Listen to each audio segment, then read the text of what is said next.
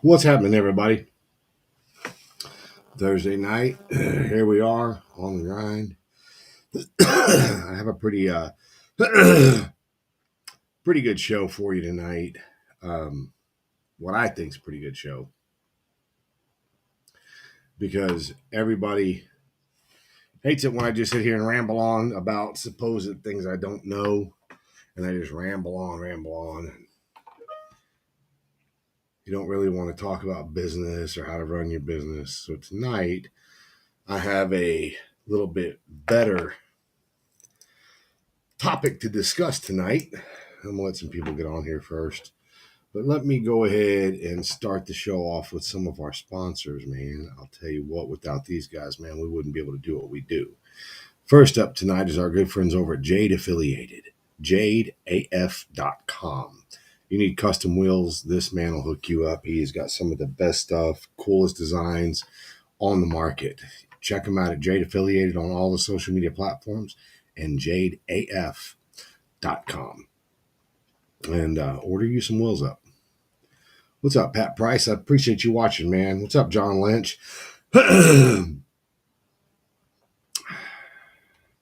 Next up, we have American Drag Seats, AmericanDragSeats.com. If you need a custom motorcycle seat, we have you covered. We carry a full line of American Iron Horse seats. We carry a full line of aftermarket Harley Davidson seats. We have what you need. Even if you need a full pan up build, we can do that for you.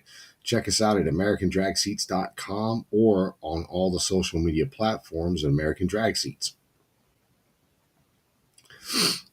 Next up, our good friends over at Urban Rides Magazine, UrbanRidesMagazine.com. Coolest magazine in the industry. Daniel Roby's out there all the time at all the different rallies, doing bike shows, audio shows, keeping all of us informed that can't go to those rallies. He's out there on the beaten path, doing the lives, putting in the footwork for all of us. Get over to UrbanRidesMagazine.com and get you a subscription. Next up, Hopkins-Design.com. If you need a website, if you need print, if you need a logo, if you need photos, if you need videos, you need anything like that, hit up Earl at Hopkins-Design.com. He is really, really good at what he does. And last, but definitely not least, our good friends over at HellSpeedShop.com. Great flannels. I don't even know how to explain it to you. If you haven't gone over to HellSpeedShop.com and ordered up one of their flannels, you are missing out. Great flannels, great prices, t-shirts, hats, all kinds of stuff. They are the go-to for me. I wear their stuff all year round. Check them out at HellSpeedShop.com. Man, I didn't think I was going to go away there for a second. What's up, Tim? Tim, I'd like to set something up with you and try to get you on the show next week if that's possible. So tonight's show is about failure. The reason it's about failure is because we all deal with it. Sitting here, whenever you build bikes, whenever you, it doesn't matter what kind of product you make, manufacture, you own a restaurant, because I see my buddy Bobby Snyder's watching. Hot damn, let the show begin. Absolutely, John. No matter what type of business you own, you're going to have failure. You need that failure to help you get better. It's part of it. What's up, Doug? The reason I say you need it is because nobody can do everything perfect the first time. It's impossible, especially because, especially in the bike world, there's not a school you can go to that's going to show you how to do everything custom. The best metal workers out there, the best painters out there, the best seat guys out there, the best audio guys out there, the best fiberglass guys out there, the best will tell you that they have ran into problems. They have tried things and it didn't work out. They've made efforts to do stuff that to no avail didn't work. What did they do? Did they shut their shop down? Highly unlikely. What they did is they sat down, they looked at what they did wrong, reevaluated, started over, and did it again. One of the coolest things I see out there, unfortunately, it's one of the only things you get to see out there when it comes to the bagger world, is the custom gas tanks. You have builders out there that actually build custom gas tanks, not the fiberglass overlays or stuff like that, but they'll actually do the metal work, make custom gas tanks. There's custom tanks you can buy that are similar, but then you're going to have to cut the backbone out, rework them, modify them, things like that to make them fit what you want. And then there's guys out there that take flat sheet metal and they will hand form and do everything they want.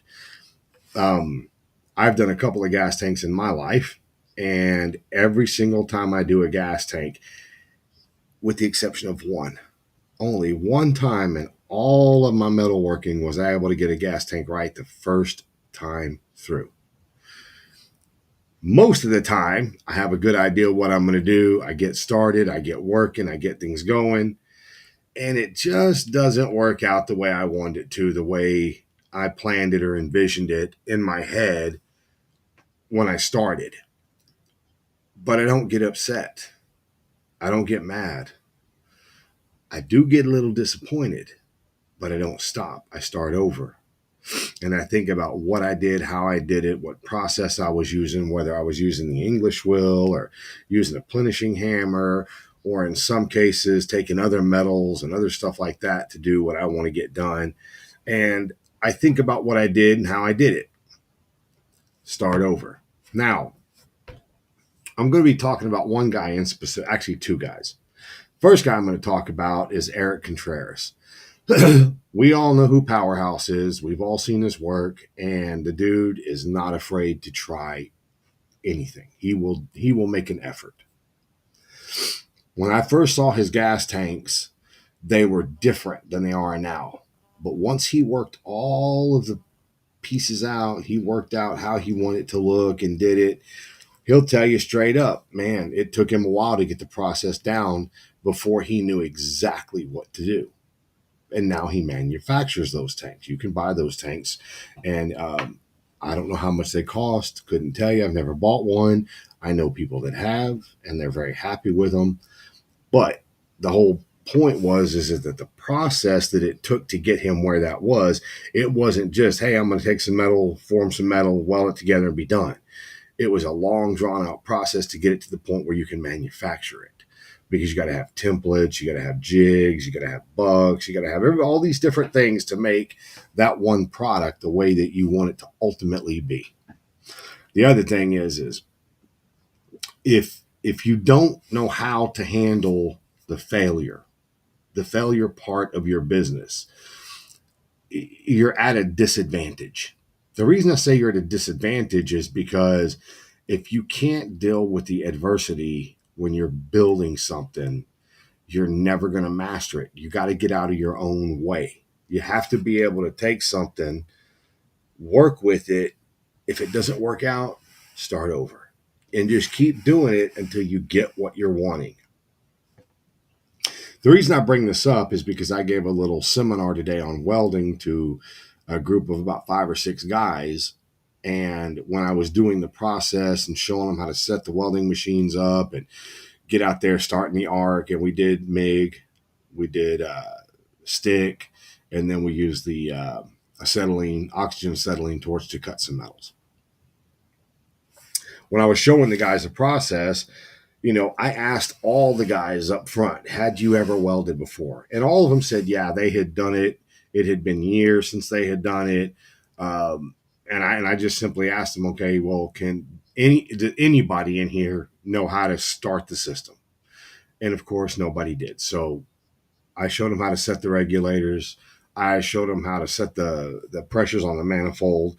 I showed them how to set up the welding machine for what they were welding, the thickness of material, all these different types of things. Once I showed them, I told them, now, it sounds crazy, close your eyes and start welding. I don't literally mean close your eyes. What I mean is don't focus on what you're welding. Focus on listening. If you listen to the process, you're going to hear it and it'll get to a sweet spot. And that sweet spot is like frying bacon. Once you hit that sweet spot, then you can focus on laying your bead and doing all this, that, and the other. The reason I say that is because A lot of the builders nowadays, thanks to the manufacturers, don't have to work metal because you've got your bags, you've got your replacement fenders, you've got your side covers, you've got your gas tanks, you've got all these parts you can mix and match, and then you just do Bondo or fiberglass work to make them all fit the way you want them to fit. Gas tanks, on the other hand, the gas tanks, you got a couple of builders out there that are trying their hands at gas tanks, trying to, move metal, shape metal, contort metal, do things that are a little different. Um, one of the good things about being in the bagger industry right now is that they've taken all the guesswork out of building the bike. Now you can buy a kit, pop it together like a Lego set, put a nice paint job on it, and you got a pretty clean, badass custom bike. But you still have those other guys out there that don't want to buy something off of a shelf. I'll give you a good example. Joe Martin. A lot of you guys may or may not know Joe Martin, but he's Joe Martin of the Martin Brothers. He has a TV show called Iron Resurrection. And if you watch Joe, like I have, I've known Joe since 2004. When I first got into this industry, I was blessed, met a lot of good people, got blessed with meeting a lot of the big name builders. And behind the banner here, I have a wall that's just full of pictures with me and all of the big name builders, from Joe Martin, Billy Lane, Jesse James, Kendall Johnson. I mean, just everybody's up there. Jesse Rook. Good evening, Kevin, Uncle Bruno, and everyone. What's up, Uncle Bruno? Um, the reason I'm saying that is because everybody here, like when I started watching Joe Martin, he was a bike builder. Then he went away for a little while. And when I mean went away, I mean he just wasn't on TV and in the spotlight anymore because the Discovery Channel and all that stuff went away with the bike build offs and all that stuff. And then he comes back and now he's building cars. And I love watching the process, watching Joe Martin work, because he does things and it seems like everything he does is very calculated with the way he works it, the way he wants it to look, the way he forms the metals, and the way he does stuff. I also know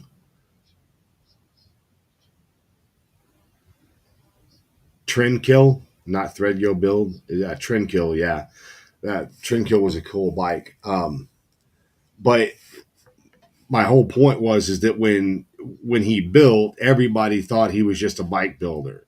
Then everybody thought he was a car builder. And the truth of the matter is he's just a craftsman. And the guy is very good at working metal.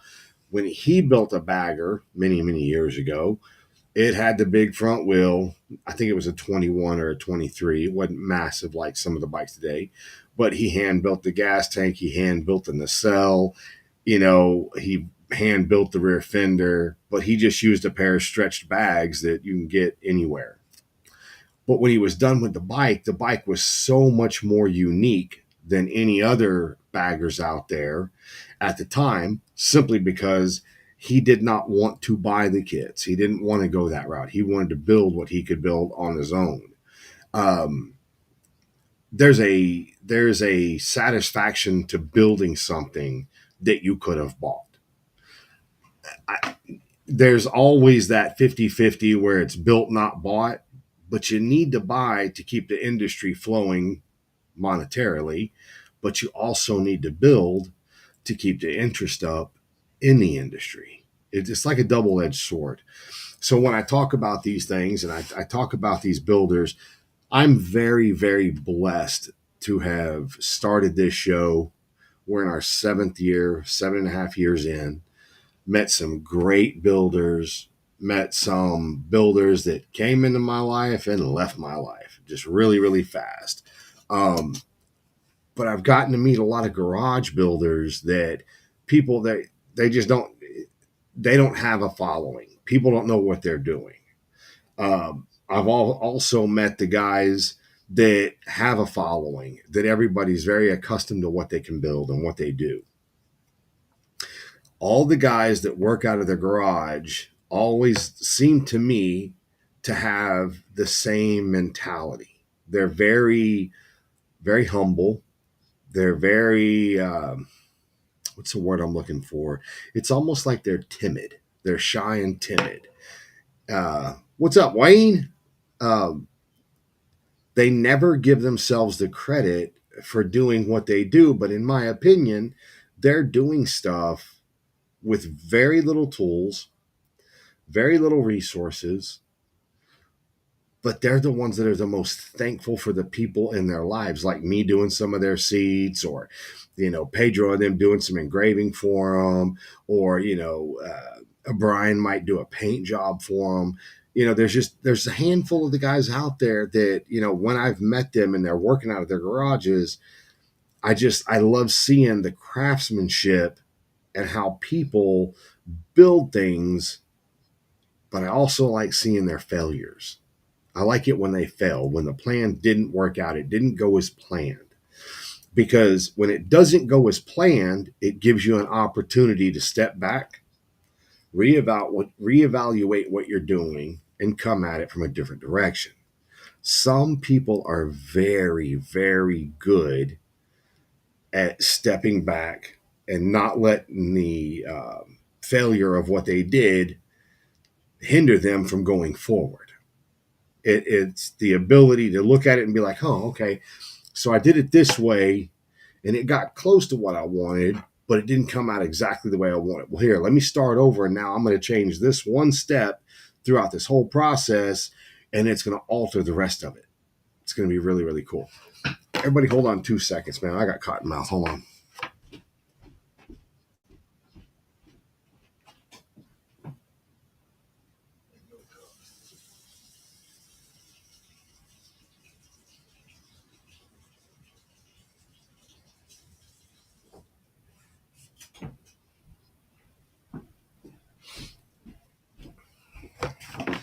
Sorry about that. I had to get a drink of water, and I didn't even have a drink up here with me tonight.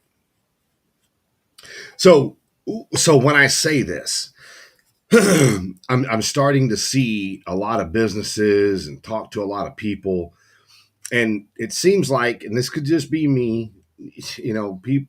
I may be the bartender of the motorcycle industry. People want to talk to me and tell me things, but it seems like a lot of people over the last year to 2 years have hit these walls, and they're I don't want to say they're failing, but they've made decisions that weren't productive for their businesses, and they're stepping back. And it seems like there's a lot of people that are actually calling me, talking to me, and telling me the woes of their business, which I love it. I love it. I think it's awesome when you talk, because when you talk to someone else that's in business, or you talk to someone else that builds or paints or whatever it is you're doing, you get a fresh perspective and they can help you, which is one of the main reasons I like doing the show, because I love talking about business. And the reason I like talking about the business side of this is because between 2004 and 2008, that's only 4 years, I saw so many mom and pop chopper shops pop up in Houston. In Houston, just Houston by itself, there had to have been at least 40 to 50 chopper builders. And it within 4 years, 99% of them were gone, out of business. They were done, nowhere to be found. And it made me wonder, how were these guys so good at what they were doing, but yet they're out of business? Well, it's very simple. Just because you can build something or you can assemble something doesn't mean you can run a business. And if you take all of your money from your parts and all of your money from your labor and all your stuff, and you just put it in your pocket, that's not running a business. Which is why I like discussing stuff like that, to try to help these newer shops and these other businesses that have only been around the last 4 or 5 years. I like passing that on to them, because they may not know, that they may not. That's why I talk about it so much. And I know a lot of people don't want to hear it. They don't want to. It's like beating a dead horse. But that's where a lot of these other shops fell apart. And there is one in Milwaukee that is closing soon. Yeah, Uncle Bruno, I hear you out, my man. I hear you out. I hate to see it. I really don't like it, but it's it's the evolution of the motorcycle industry. They come, they go. I've been saying it for 7.5 years. Watch some of the biggest name bagger builders out there, the ones that are making the most waves, they won't be here in another 4 or 5 years. They just won't, because they're in it for the wrong reasons. Just like all the chopper guys were in it for the wrong reasons. But tonight's show is not about talking about business side of it. Tonight's show is about the failure in business and how do you handle it? Do you use it as a learning tool, or do you use it as an excuse and be like, screw that, I'm just going to buy someone else's part? I like to use it as a learning experience. Now, sometimes you got to lick your wounds and say, hey, I'm not, at this point, my skill level's not good enough to do what I want to get done, so I need help. And that's where you reach out. There's a lot of guys out here in this industry right now that will definitely help you, that will definitely, give them a phone call. They'll walk you through whatever it is you need. So try not to get too frustrated. If you need help, just ask for help. I want to fast forward real quick because I can beat that topic up all night long. So we are still doing the biker build off. We still have 8 entrants that are building bikes. They're getting their stuff done. The bikes are looking good. We are still at this point still trying to secure the venue in Galveston. We are still looking for sponsors. All these builders are putting everything they've got into these builds. The ones that I've seen are amazing. So please share the GoFundMe accounts. If anybody knows any big businesses that would like to get behind this, please send me their information. I would love to talk to them, shoot them over the media pack that we have made, things of that nature. We need to get some money behind this. I need to get some money behind this quickly because we're already at the end of May. June, July, August, September, October. We got 5 more months before these bikes need to be done. And I do know for a fact some may not make it. Some may not get the bikes completed. These guys are going full tilt, hardcore, full bore on these bikes. So I'm going to need you guys' help. Go to the my page, go to the grind page, whatever you can do. Go to the GoFundMe link. If you can afford to help, send some money. We need it for these builders. What's up, J-Bos in the house? Look at that. It's good to see you watching, buddy. Haven't seen you in a long, long time. But again, the build off is pretty spectacular all the way around. The bikes are looking amazing. The creativity, the craftsmanship, you guys are going to be very impressed with some of these guys. And I'm telling you right now, need more pics of Wayne's bike. That's up to Wayne if Wayne wants to send you guys pictures. I will tell you this. I've seen it. Holy smokes, that thing is nice. For everybody that watches the show on a regular basis, I wanted to let you guys know I will be interviewing Tim McLaughlin pretty soon, either next week or the week after, talking about his build, his Cycle Purple chopper, Big Bear chopper he's building. Not Big Bear, Sugar Bear chopper he's building. Plus his company, 42 Wheels. I'll go to his house and take them myself. Don't do that. Well, you could do that. Hello, Paige. I see you watching. Thanks for watching, Paige. But anyway, so it's going. The bikes are being built. Things are looking good. I still need to get an interview with Timothy Skates. I still need to get an interview with Devin. I still need to get an interview with Cameron and an interview with Eric. I need to get these interviews because I want all of the guys being interviewed and everybody getting the opportunity to talk about the build off, talk about what it means to them, what they're building, if they feel like doing things of that nature. I also need to get Tim McLaughlin on here and get his interview done because he's got something pretty cool. I hope you got someone to interview or I'm going to bed. You can go to bed, sunshine. I ain't got nobody to interview right now. Plus, you're late anyway, and you've only got 5 more minutes. And plus, I was up at 5:30 this morning, so you can see the tired in my eyes. But yes, so we need to get more sponsors and more sponsorship. Please go to the GoFundMe page, share it, donate if you can, do whatever you can. I need to get the interview, like I said, with Devin, Wayne, Eric Contreras, Timothy Skates, and Cameron. Get those guys interviewed up. Plus, I want to interview Tim McLaughlin with 42 Wheels. Let you guys see what he's been building in his garage. He's one of those garage guys I was telling you all about that just is amazing. What's up, Kelly? What's up, Mr. Derek, the Upgrade Bolden? Speaking of one of the builders, there's Derek. He's sitting right here. Wayne Smith is watching. But I don't have any real drama or anything to say. All I wanted to say to wrap the show up was use the failures of your company, of your craft, whether it's paint jobs, whether it's metalwork, stereo system. It doesn't matter what you do bike-wise.